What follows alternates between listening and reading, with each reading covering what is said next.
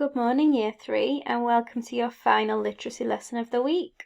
It is Friday the 5th of February, and your learning objective today is to describe.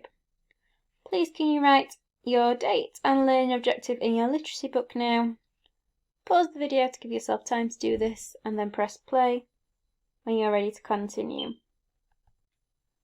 To start with, what are all of these? Got full, ing, ation, est, ness. Lots of different words, but what are they?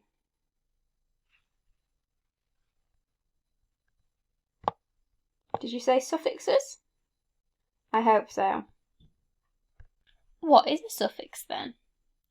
In your literacy book, can you write this sentence, trying to complete the missing gaps? A suffix is a something used at the end of a something to turn it into another something.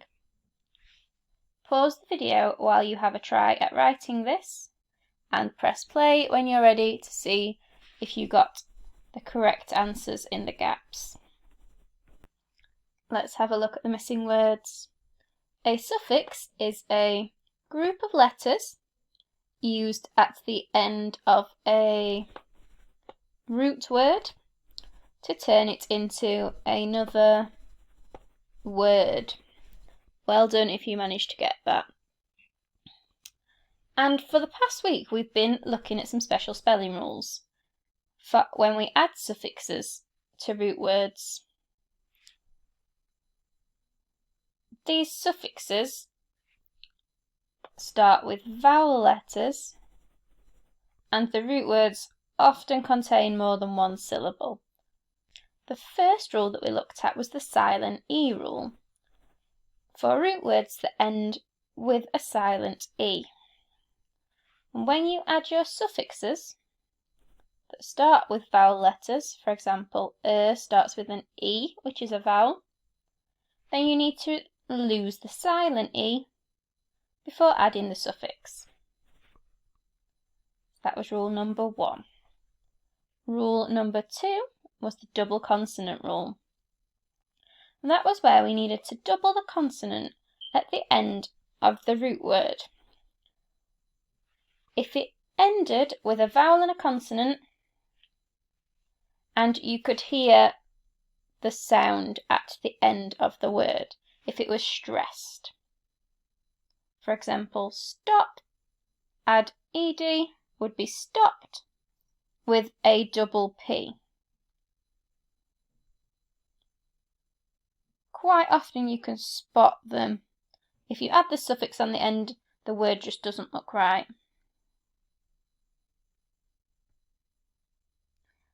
And our final rule from yesterday was if a word ends in a Y, then you needed to change it to an I before adding the suffix. For all the suffixes that apart from ing. So for example, if we had happy as our root word, it ends in a Y, and we're adding est onto the end, you would have to change the Y to an I. Happiest.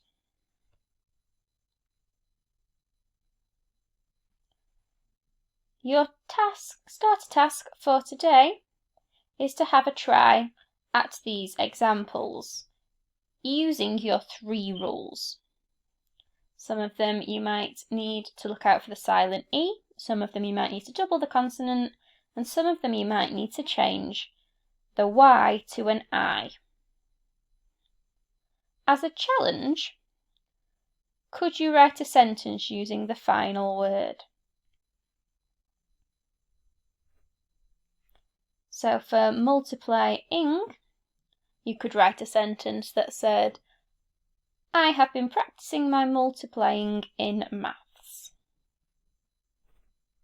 Pause the video while you complete your starter task and then press play to proceed with the main part of the lesson.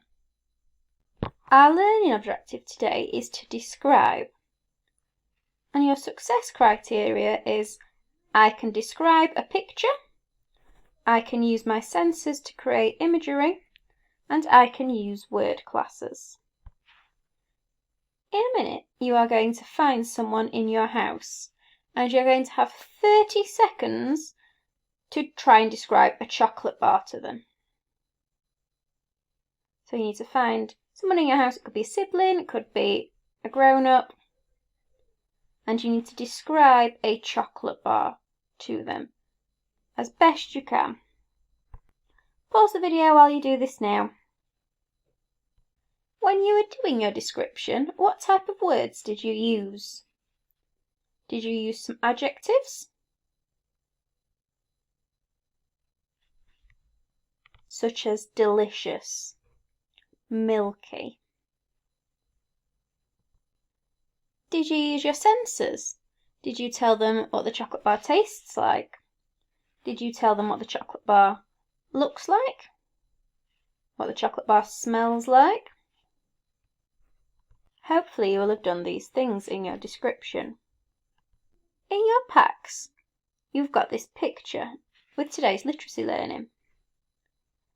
Your task for today is to describe what you can see in the picture. You're going to use your imagination to try and describe the scene, imagining you are there. You need to describe what you can see, what you could hear, what you can feel, what you can smell, maybe what you can taste, but that is quite a tricky one.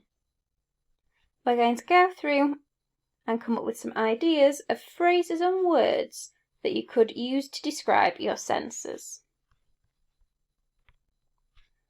First, what can you see in the meadow?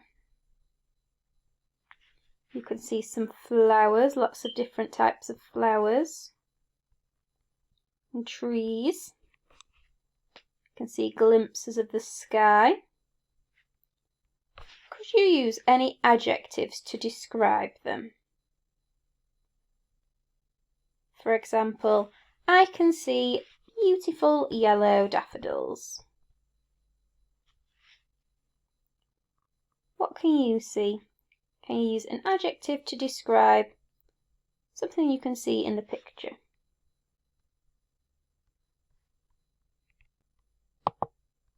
What about what could you hear in this meadow?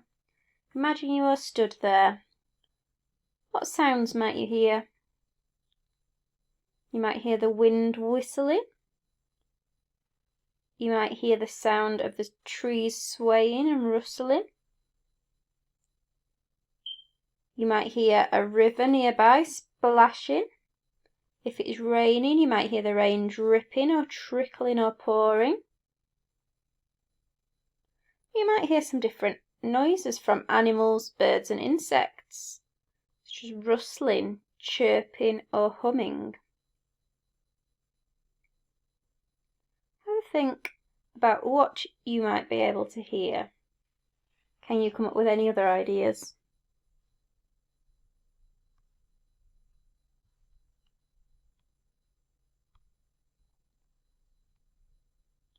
What about what can you smell? It might smell fresh, it might smell sweet and delicious. You might be able to smell the scent of pollen in the air. You might be able to smell the sweet fragrance of the bluebells and daffodils, or the odour of the pine trees.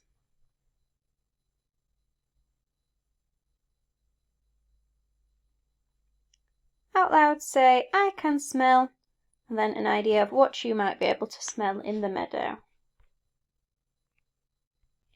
Finally, what can you feel? You might be able to feel the leaves touching and brushing against your skin as you walk through the meadow. You might be able to feel the branches snapping under your feet, or the sun, the heat of the sun on your face. The meadow might be so beautiful that it gives you goosebumps.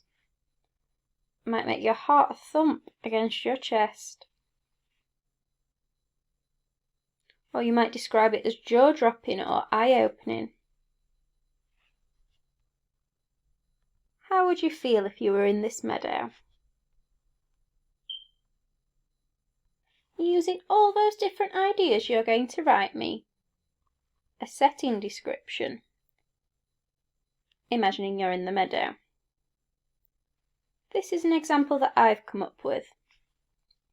I try to use all of my senses, what I can see, what I can hear, what I can smell, what I can taste and what I can feel, and different types of words such as adjectives, verbs and adverbs.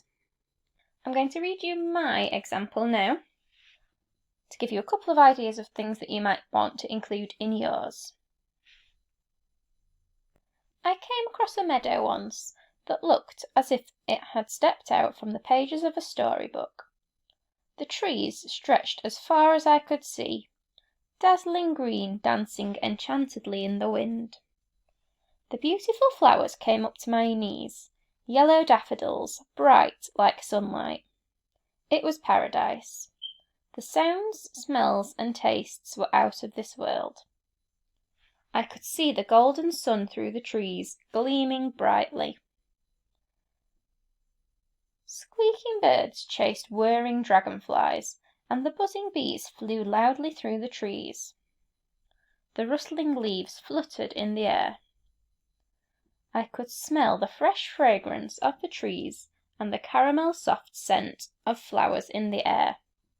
They were so fresh, their zinging taste felt like sherbet in my mouth.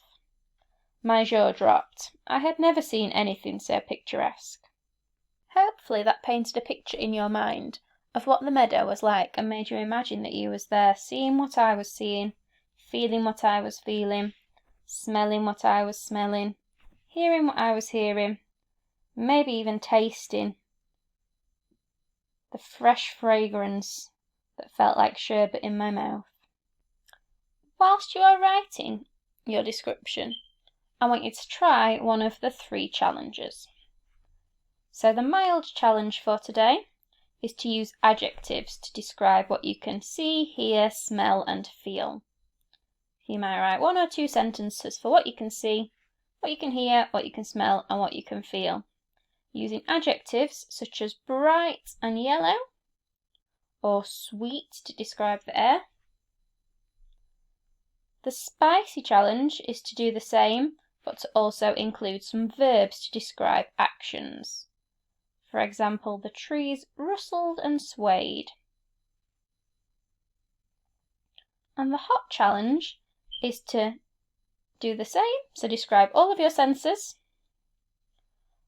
using adjectives, verbs and adverbs.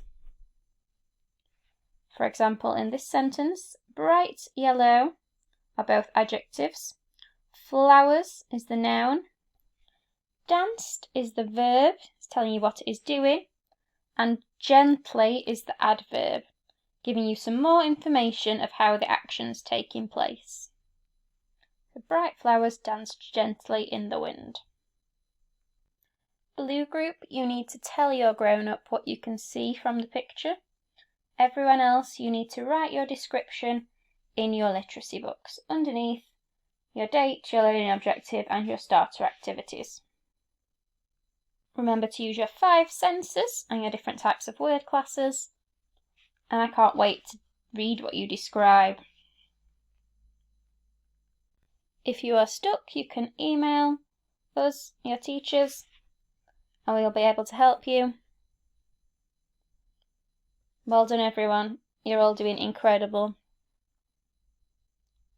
Keep working really hard. Hopefully we'll see you soon. Bye.